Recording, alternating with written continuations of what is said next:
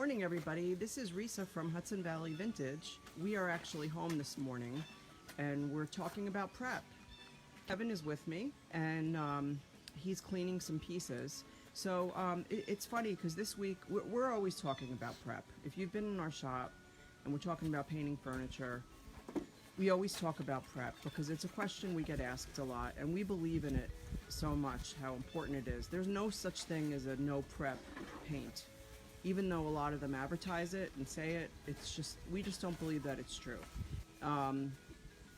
But again, there's no such thing. And I talked about prep a lot on social media this week, and I had some questions in our shop. So I noticed that Kevin was outside doing some prep. So I said, I gotta get my phone, we'll video this. So Kevin is cleaning pieces with TSP. So first of all, could you tell us, Kevin, what TSP is? So trisodium phosphate without phosphate. It's just an old name. It's a heavy duty cleaner. Comes in liquid and crystal form. We've mixed it up today. Liquid form, couple caps per liter, Yep, I think. from Fusion Mineral Paint. Yep. I use warm water. Warm water's better. And then I steal a kitchen sponge, so Risa gets a new sponge. Yep. Lucky me. I'm so lucky. So all the and this is a perfect day. Nice breeze. It's sunny, partial sunny. It's great. Stuff will dry pretty quickly. I'm in the driveway. I'm using the garden hose and a bucket, and I'll show you how to take care of that really easily. So I've got a pile of stuff I'm going to do pretty quickly. All of this stuff is solid wood. So difference between whenever we talk about it in the shop, pieces of solid wood versus laminate and veneer.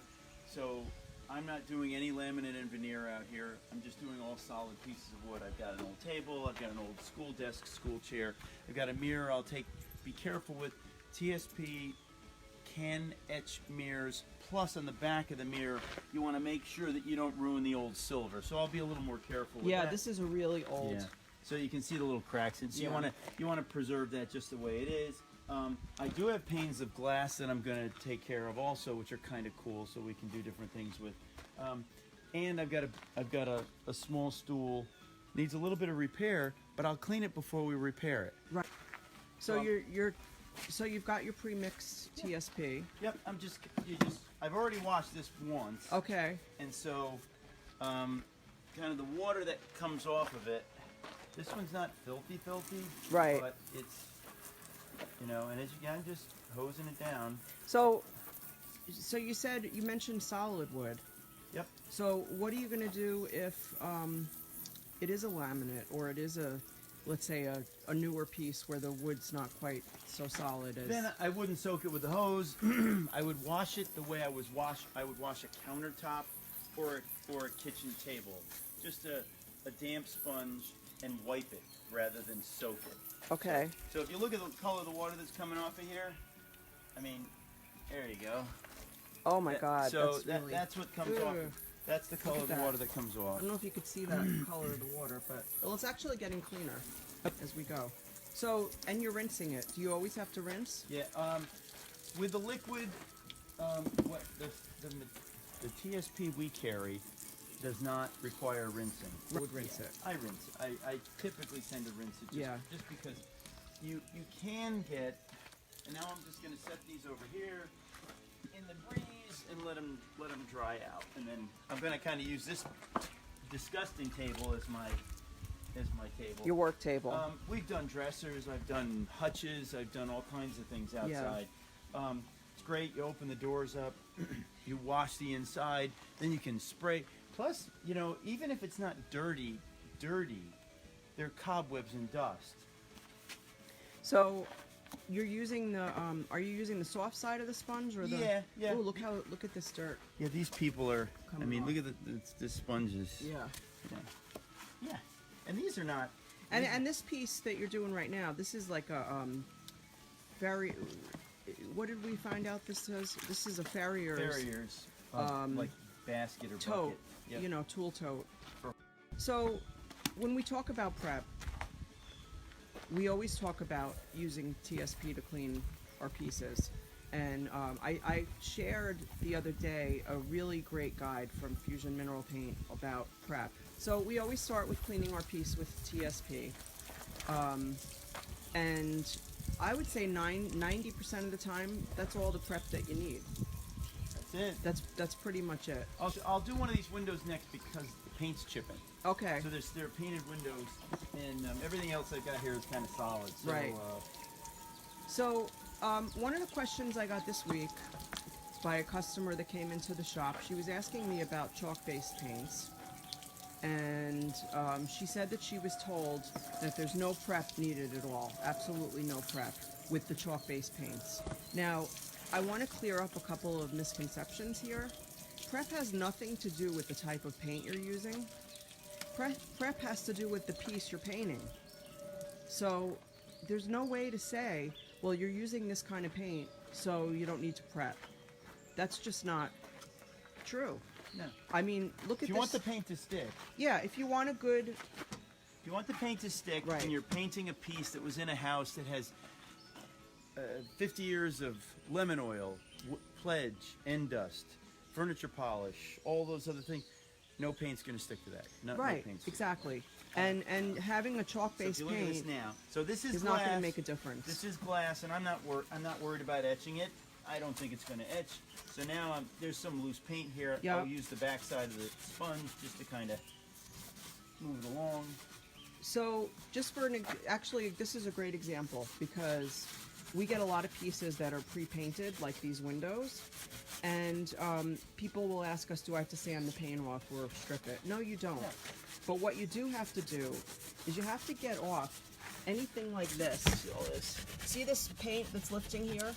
You got to get that off. If paint is lifting and you paint over it, then your paint It's going to fall with is it. not going to It's adhere. going to fall as well. It's going to fall right with that paint. Exactly. So you need to sand off anything that's lifted. Yeah, so what I'm doing right now is not finished. This isn't finished. You can go over this with a stiff bristle brush, with a Right, sander. exactly. With a putty knife is great.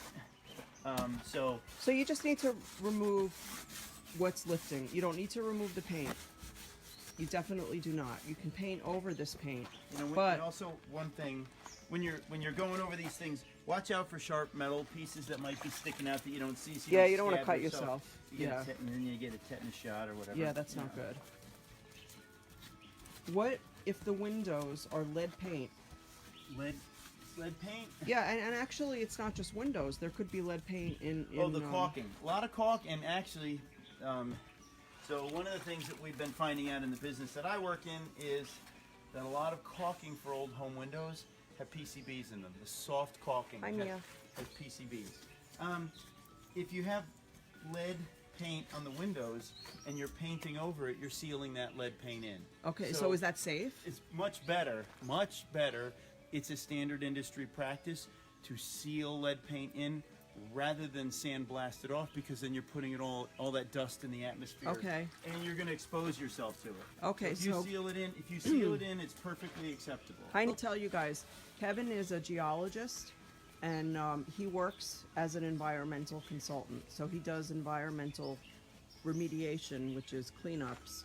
So he knows what he's talking about. So if you have a piece that's painted with lead paint, or you suspect that it's painted with lead paint, don't try to sand it Scrape all off. the loose stuff off. Scrape the loose stuff And off. when you paint it and seal it, it's actually sealed in, and the lead's not going to get out. So if it is lead, it's okay to just wash the TSP, then dry, then paint? Oh, sure, absolutely. Okay. Yeah. So The lead is in the paint. Lead was put in paint because lead has a better ability to adhere. So it was actually used as part of the glue of paint. That's why they use it on bridges. That's why they use it. They put it in primer. So I have another part of this question.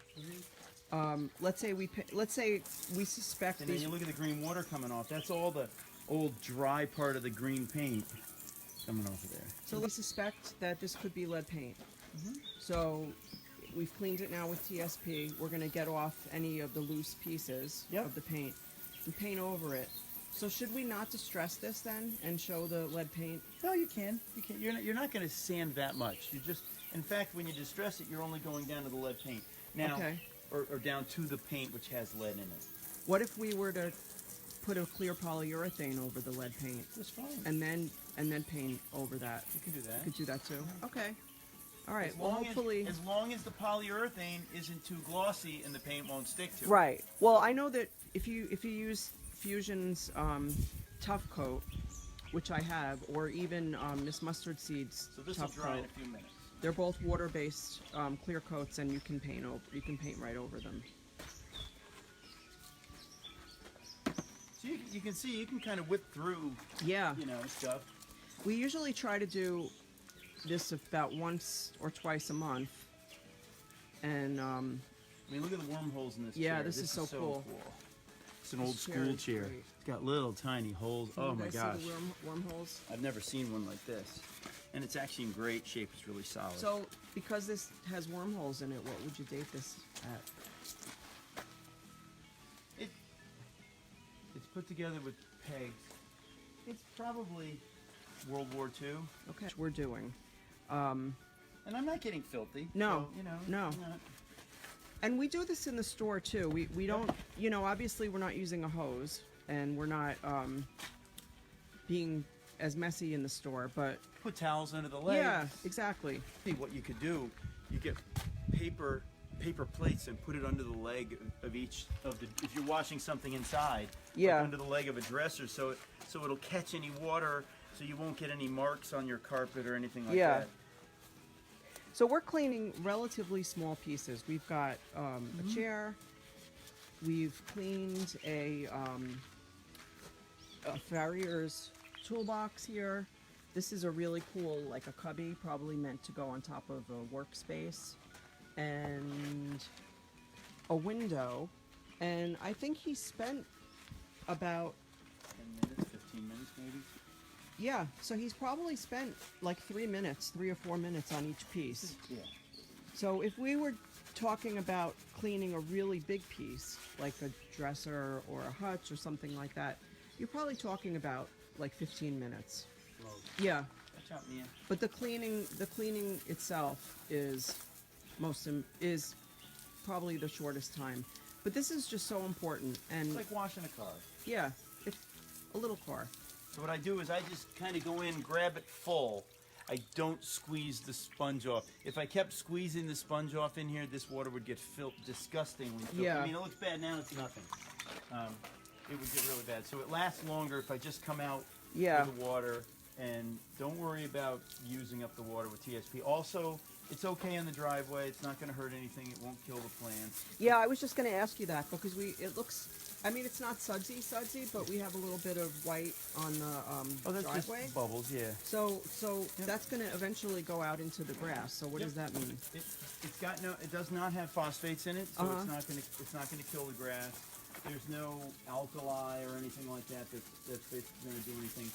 And whatever is in it, I'm also diluting it, so it's not gonna hurt anything. Can you use TSP to clean a house too, like the floors, tile, etc.? That's what it's for.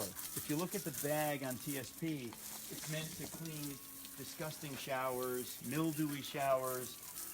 It's meant to clean off. If you hired a professional painter to paint your house inside and out, they would, if they looked at your house and your house had like a mildewy wall to it, they would clean the outside wall with TSP. They would clean your inside walls with TSP. If you burn candles inside the house, especially if you smoke, kitchens with grease, TSP will wash all of that off the wall. They do sell the TSP that Kevin is using in the store. It's Fusion TSP in liquid form. And one bottle of it, I believe, is $10, and it goes a really long way. Because you're only putting a capful, 2 capfuls in for a liter of water. It's So, fine on its own if you look at Yeah. it. It's not quite dry, but you can see the paint's nice and clean. All the dirt's going off of it. This wood will dry in the back, and it'll lighten right up. okay. Well, thank you guys for joining us. Again, this is Risa and Kevin from Hudson Valley Vintage. And so you guys have a great day. Maybe we'll see you in the shop later.